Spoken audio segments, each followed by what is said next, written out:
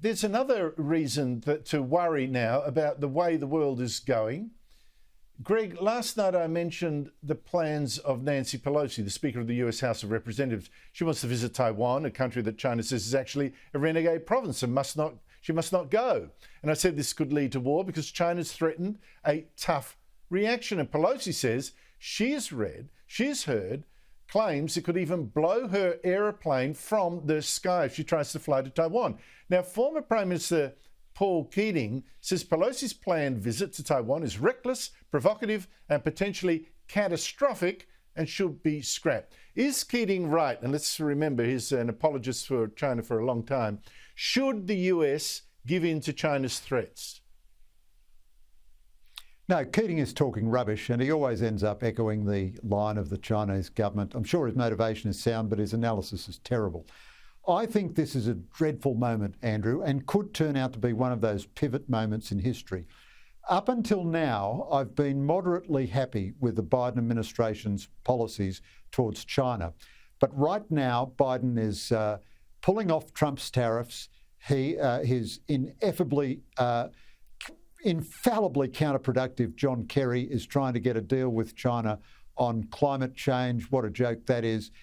But the Chinese have drawn the lesson from Russia that if you threaten America with direct military engagement, Biden will be very constrained in his actions. Now, I'm no big fan of Nancy Pelosi in the general scheme of things, but the fact that this woman of 80 wants to visit Taiwan, good on her, that's fantastic. God bless her. And if the Chinese can push Biden around and say, don't you dare let the American speaker visit Taiwan or there might be grave consequences, including military consequences.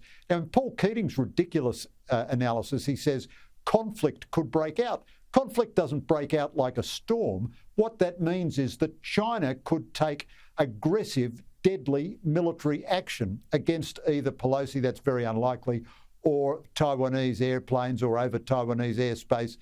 And they are using that threat, just as Russia uses the implicit threat of a nuclear exchange, to push Biden around and apparently to constrain America's actions. So a few weeks ago, Biden was saying he would come directly to Taiwan's military aid if it was attacked.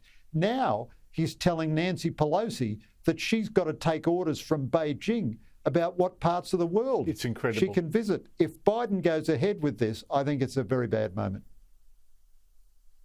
Yes, I'd like Paul Keating too to let us know. So he's got lots of advice, aggressive advice and criticism for American leaders wanting to visit a democracy. I haven't heard him say a single word about China, a dictatorship, saying, no, you can't visit a democracy. Where's one single word that China might actually launch a war, as he claims, on this issue? Not a word. I just think there's something really strange going on there. Greg Sheridan, thank you so much indeed for your time.